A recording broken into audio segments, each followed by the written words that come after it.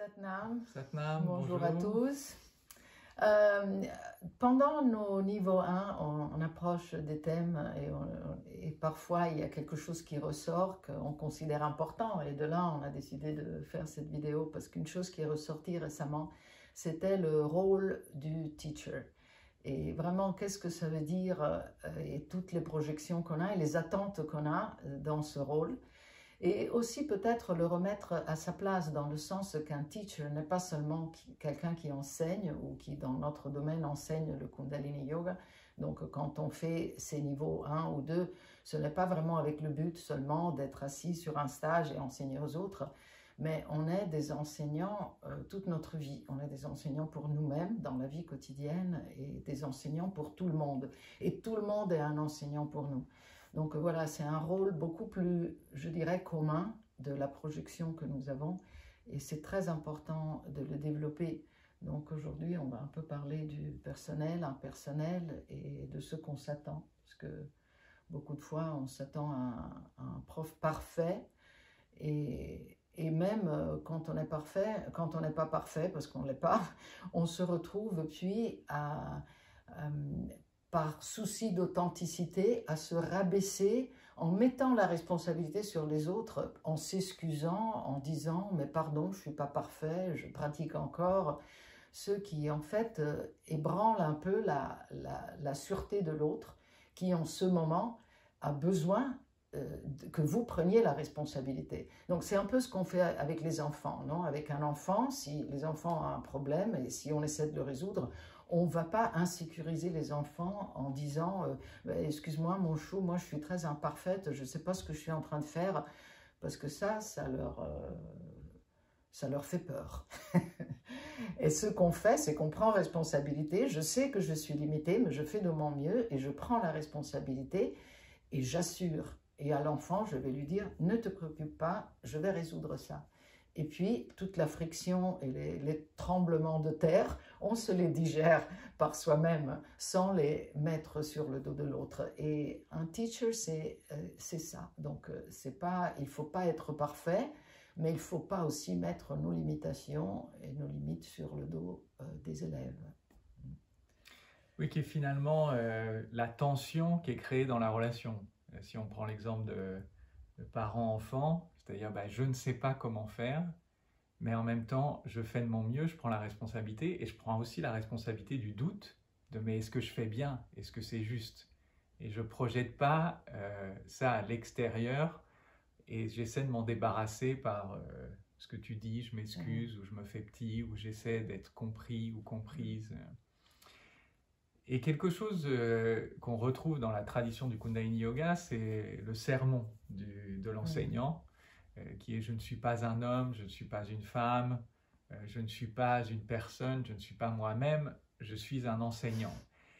Et ça, généralement, c'est pas très bien compris, parce qu'on a l'impression que « je ne suis pas », ça veut dire qu'on negate, donc on le met de côté. Ah ben non, mais je ne peux pas être moi, je peux pas être qui je suis si je suis un enseignant. Donc ça amène une forme de séparation entre une forme de pression à devoir devenir quelqu'un d'autre pour pouvoir enseigner. Et une forme de jugement sur mes propres faiblesses ou sous ma nature même, que je dois oublier pour devenir le parfait enseignant.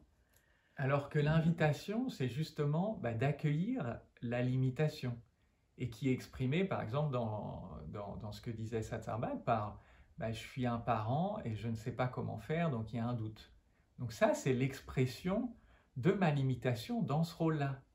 Mais si j'essaie de dire non, mais je n'ai aucun doute, ou alors j'identifie au doute et je m'excuse, comme on disait avant, c'est là où on n'est plus au service de l'enfant.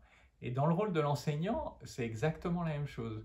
Pour être au service de ce qui est là, c'est-à-dire que les élèves ont une projection qui se passe dans le Kundalini Yoga, mais dans tout domaine où il y a cette polarité de j'ai quelque chose à dire et les autres ont quelque chose à entendre, il y a une projection.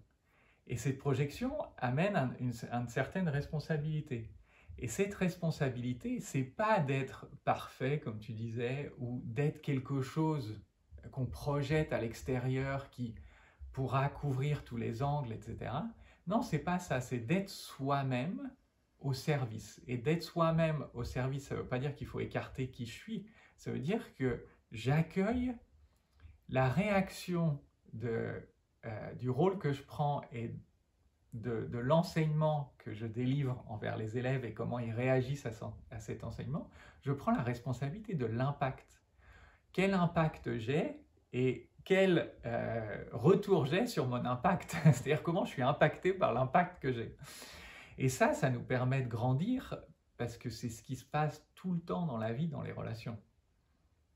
Si on est capable d'observer cette partie-là et de l'inclure, on amène beaucoup de liberté pour les autres et pour soi.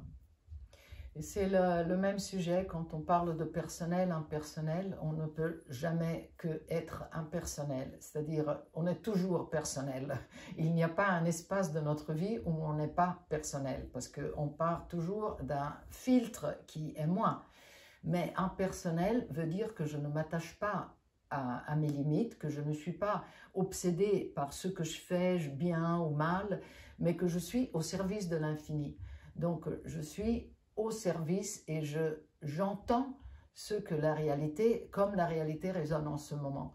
Et je ne suis pas préoccupée de m'excuser, de me justifier, de faire des efforts pour être parfait et de m'occuper de moi-même finalement, parce que c'est ça que ça crée. Quand on est personnel, ça veut dire que le but, c'est moi, comment j'apparais. Et impersonnel, c'est moi, comment je vois et comment je soutiens et je permets ce que je vois. Donc ce qu'on apprend dans ce rôle-là, c'est à contenir la contradiction et à ne pas choisir un camp. Par exemple, si vous enseignez un kriya qui est challenging, donc qui est dur pour les élèves, automatiquement ça va avoir un impact sur votre structure. Et en fonction de qui on est, on va être là, ouh là là, mais est-ce que c'est juste? Est-ce que je ne devrais pas raccourcir le temps? Donc on rentre dans une négociation. Ou alors, pour couvrir ce doute, on va encourager un maximum. Donc on rentre dans ce que tu disais, la stratégie pour couvrir ce qui se passe en moi. Et là, c'est qu'à propos de moi. Donc là, je ne suis plus au service. Alors qu'en accueillant ce qui est en train de se passer, c'est là où je connecte à la réalité de ce qui se passe aussi chez l'autre. Donc dans l'élève ou dans la vie, ce sera la réalité de la relation avec l'autre, mes enfants, ma femme, mon mari. Et donc à partir du moment où j'accueille l'impact, mais c'est là où l'enseignement vient. C'est pas dans j'essaie de le couvrir et de motiver les troupes ou quoi que ce soit, d'être quelqu'un d'autre parce que j'ai l'impression que c'est ça que je dois être. Non, c'est en accueillant la limitation. C'est-à-dire que ma structure qui est limitée réagit. Donc j'accueille la limitation en accueillant la réaction. Mais si je n'accueille pas ça, ça devient à propos de moi. Donc c'est un complet paradoxe. J'accueille complètement ce qui est en vie en moi, mais j'en fais pas toute une histoire. Je le contemple et c'est à travers le feu de ma contemplation que je le digère et que à partir du moment où je l'ai digéré, je peux m'ouvrir à ce qui est parce que je me suis déjà ouvert à ce qui est, ce qui était. Donc, comme intention future proche, je dirais, on va remplacer le mot authenticité qui maintenant est inflation et tout le monde veut être authentique, donc tout le monde se met à plat, découvre et embête les autres en se justifiant et en parlant de ses propres limites et en n'ayant pas de secret. Ça, c'est pas la vraie authenticité. La vraie authenticité, c'est prendre la responsabilité avec clarté de qui on est. Et à partir de là, contribuer à la réalité des autres, sans les alourdir, sans devoir se justifier. Donc moi, honnêtement, j'ai vraiment envie de remplacer le mot authenticité par prenez la responsabilité de qui vous êtes. Et vous pouvez seulement être authentique quand vous faites ça. Donc l'authenticité, c'est pas se mettre à nu et dire aux autres, mais regardez, moi je cache rien, parce que ça c'est très égocentrique.